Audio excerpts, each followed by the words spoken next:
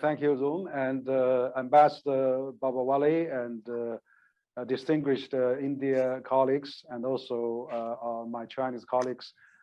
So good afternoon, good morning, and depends where we are. But I'm really pleased and echo our friends from Synergia Foundation that this is really a great event that we co-host this, and really to show our think tank exchanges are really happening, and but also to try to promote a better understanding, and also at this also difficult and challenging time that we are finding some dialogue, as Ambassador mentioned, and also trying to seek a common understanding and maximize the similarities and minimize the difference. So this is really great. And I want to thank my friend, Simon Toby as well. So this is a great event. I would like to say that as we have actually did that in the past with Synergy Foundation, we've done a few times on China-Indian cooperation seminar symposium. I mean, last time I remember Ambassador Rao was speaking, and also Ambassador Sun Yishi from China was speaking. So we had that dialogue a year or two ago, and when the pandemic started, actually. But now we're very, very important that we're trying to get into this kind of dialogue again, and Center for China Globalization as the leading non-government think tank, and one of the top 100 think tanks in the world. We are really pleased to leading this dialogue. So what I would like to say first, that of course China and India are two oldest civilizations in the world. We share a lot of similarities. I remember when I was a child, we know that the first Chinese returnees, Xuan Zhuang, actually went to India and also brought the Buddhism back to China. So we had a lot of good influence in Asian time. So nowadays the globalization is really facing tremendous challenges and also crisis now, actually. And so I believe that the two countries, were the two largest developing countries, should really take advantage of our Asian civilizations, but also to jointly, contribute to the wisdom and bring the dynamics and the solutions to the world in turmoil. So this is really the right time we have this dialogue. So despite the ups and downs, I mean, in the recent years of bilateral Indian-China relations, I think India and China and China and India, of course, can find some common ground in the following area that I can highlight a few. First, in terms of development, China and India are the second and seventh biggest economy in the world in 2021. And India, of course, is projected to be the third largest economy within the next 2 decades, probably. And India is supposed to surpass Japan and become the third largest economy in a decade. So that's really impressive. And both sides are really should explore the potentials if we collaborate and if we build up this biggest market in the world, and particularly on the trade and investment. For instance, China and India have built a strong partnership on AIB, and the largest recipient of AIB loans are India, actually. So now India is the largest borrower to the AIB, as a matter of fact. And so not to mention that India is also the co-founder of a new development bank, along with China, among the BRICS countries. So the two-way trade volume of our two countries, reached 1,256 billion. So it's actually 43% growth year on year. So there's a tremendous growth there.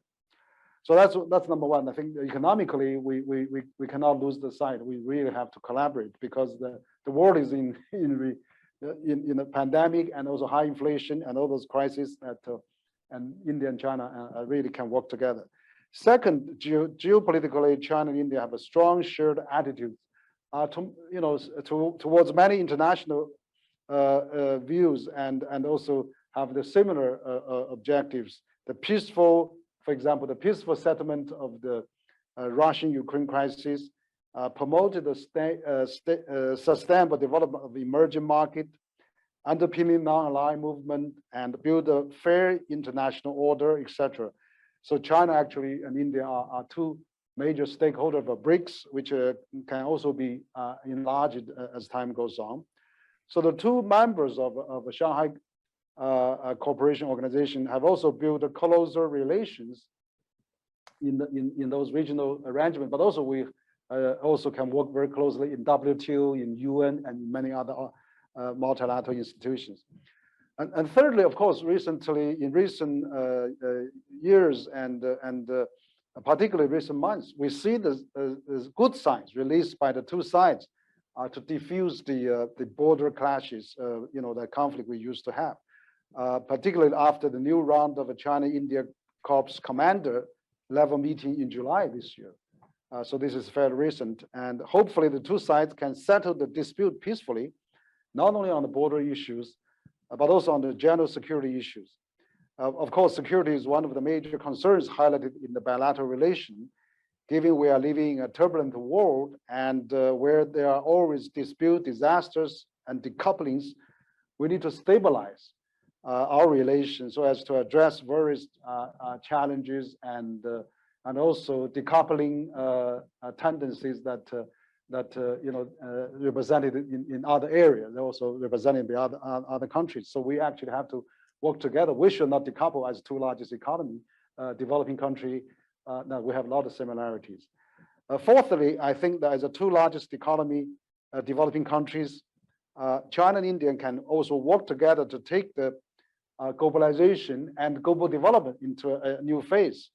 For example, infrastructure development, urbanization, digital economy, and e-commerce, and of course, environment, sustainable development. There's so much in common, China and India. I mean, we share the same challenges. We share the same magnitude and size and degree of the issues. We have so much in common. We can really learn from each other and help each other. And also the booming digital economy between China and India also can be really a great way to work together. And India is very strong on some of the software development, on the subcontracting, and all those areas. So we have a lot of areas to collaborate in further in the future. And finally, I think that the two countries are also working together, have the service sectors. Those countries are the most populated countries in the world.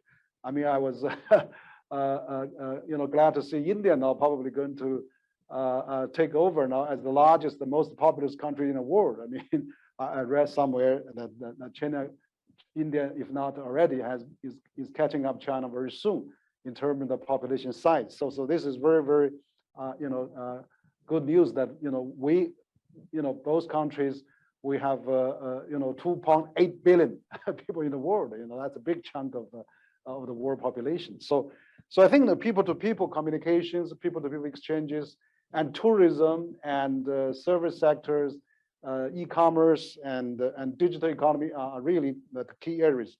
So the area that we can collaborate. So I think that and also student exchanges, can be very important as well.